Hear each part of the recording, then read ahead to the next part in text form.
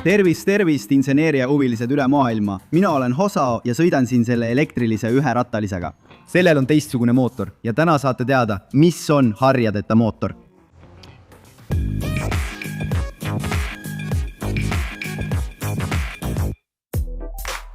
Tere inseneeria huvilised! Täna räägime veidi teistsugusest elektrimootorist, mida tuntakse kui harjadeta mootorit ehk brushless mootorit. See oli teema, mida üks meie liikmetest soovis ja ka mitmed inimesed palusid seda meie video all. Rääkides alalisvoolu ja vahelduvoolu mootoritest. Aga enne kui räägin sulle harjadeta mootoritest, kasuta võimalust ja telli kanal, kui sa pole veel tellinud. Pane like ja aktiveeri teavituste kelluke. Ja kui leiad, et meie sisu on huvitav, kaalu liikmeks astumist, et aidata meil jätkata sisu loomist siin platvormil ja olla meie videotes meeles peetud. Sa ilmselt mõtled, miks mul on käes droon ja arvutijahuti. Ja tegelikult olen ma siin selleks, et sulle näidata, et nende seadmete sees kasutatakse täpselt sama tüüpi mootorit, harjadeta mootorit. See on elektrimootori tüüp, mis muudab elektrienergia mehaaniliseks liikumiseks, nagu ka paljud teised elektrimootorid. Aga see erineb tavalistest mootoritest, kuna tal ei ole harju ega kommutaatoreid. Näiteks kui me avame tavalise alalisvoolu mootori. Me näeme neid kontakte, mis puudutavad peatelge ja mida nimetatakse harjadeks. Ja samuti seaded, mida nimetatakse kommutaatoriks, millele need harjad vastu puutuvad, et tekitada mootori liikumist. Kui seda tüüpi mootor sisse lülitada, puutuvad harjad kommutaatoriga kokku. Ja just see vastutab mootori mähiste elektrivoolu suuna ümberpööramise eest. Ning see ongi see, mis paneb mootori pöörlema. Aga see kontakt tekitab aja jooksul hõõrdumist ja kulumist. Ja lõpuks mootor lakkab töötamast ning tuleb vahetada harjad või kommutaator selle kulumise tõttu.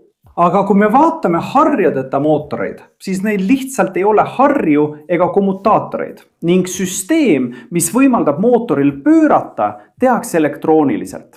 Lähme edasi. Harjadeta mootori staator. Staator, mis on see osa siin, sisaldab mähiseid, mis on fikseeritud ega liigu. Rootor omakorda sisaldab alalisi magneteid ja on see osa, mis pöörleb. Kui staatorile rakendatakse elektrienergiat, see juhib staatori mähiste magnet välja ja sellega kontrollib mootori pöörlemist vastavalt magnetväljale. Et paremini aru saada, kujuta ette, et sul on harjadeta mootor olmemähisega ja staatoril on fikseeritud magnet põhja- ja lõunapoolusega. Mootori elektroonikaplaat juhib staatorite magnetvälja. Kui me ühendame kaks mähist vastupidiste magnetväljadega, tõmbab rootori magnetit üks mähis enda poole, samal ajal kui teine tõukab seda eemale.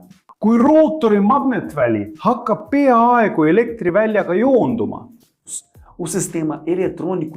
joonduma mootori, magnetmootor on, ta võib mootori joondada. Magnetenergia on peaaegu elektrienergia.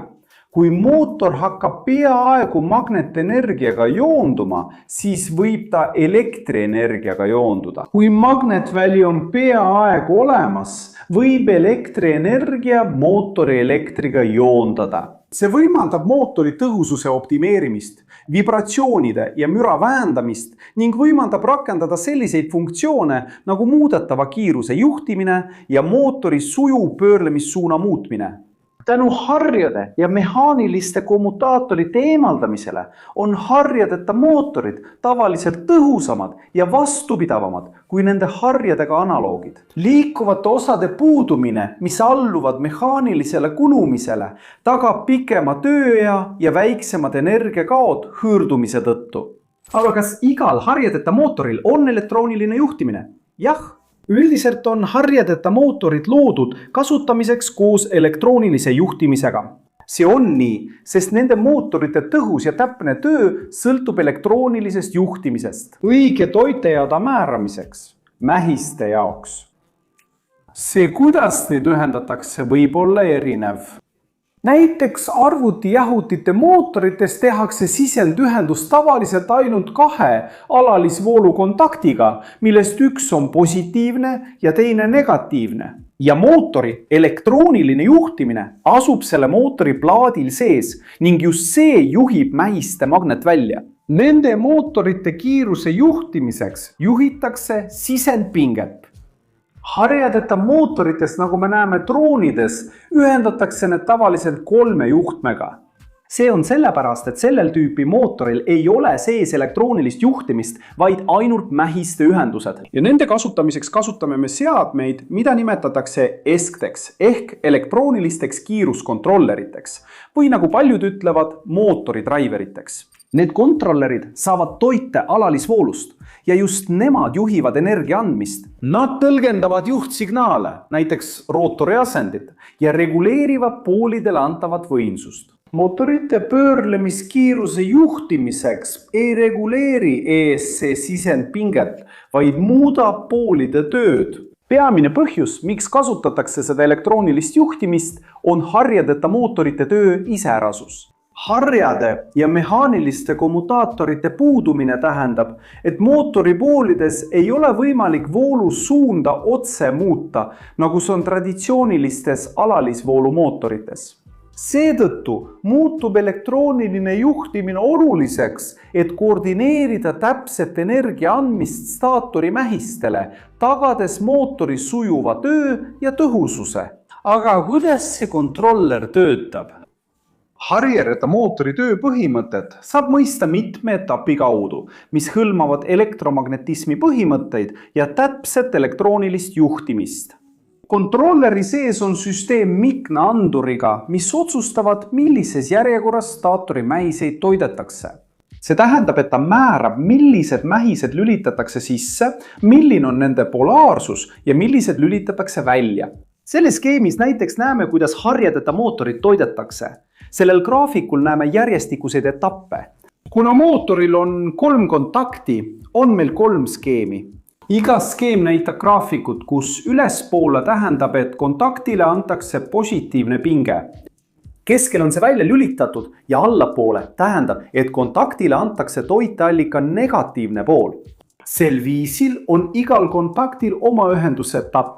Kui esimene kontakt on välja lülitatud, siis teist toidetakse positiivsega ja 3. on ühendatud negatiivsega. Seejärel on esimene kontakt ühendatud negatiivsega.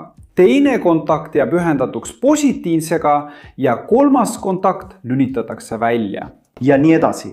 Chassi etappide järjestus juhib mootori pöörlemist nii, et rootor teeb täisringi ehk liigub 0-st kuni 360 kraadini. See järjestikune energiaga varustamine on ülioluline, et hoida pöörlev liikumine sujuvana. Ja millised on selle eelised? Kolmandaks, harjade puudumine vähendab energia kadu hõõrdumise tõttu, muutes harjadeta mootorit tõhusamaks. Liikuvate osade puudumine, mis alluvad mehaanilisele kulumisele, aitab kaasa pikemale kasutuseale. See elektrooniline juhtimine võimaldab peeneid kiiruse ja suuna reguleerimisi, tagades sujuva ja kiire reageerimise. Ja need, kes on juba tavaliste elektrimootoritega tegelenud, teavad, et harjade eemaldamine vähendab regulaarse hoolduse vajadust. See muudab harjadeta mootoreid pikaajalistes rakendustes palju praktilisemaks. Ja kus on kõige tavalisem sellist harjadeta mootorit kohata? Elektriautod, elektrijalgrattad ja isegi elektritõukerattad ning teised elektrisõidukid kasutavad sageli seda tüüpi mootorit tänu selle efektiivsusele ja võimele pakkuda kohest pöördemomenti. Harjadeta mootorid on laialdaselt kasutusel droonides tänu nende kergusele, efektiivsusele ja kiiretele reageerimisvõimele. Need tagavad vajaliku tõuke nii vertikaalseks kui ka horisontaalseks liikumiseks. Mõned elektritööriistad nagu juhtmeta trellid ja isegi mõned juhtmeta tolmuimejad võivad kasutada harjadeta mootoreid, et tagada suurem efektiivsus ja vastupidavus.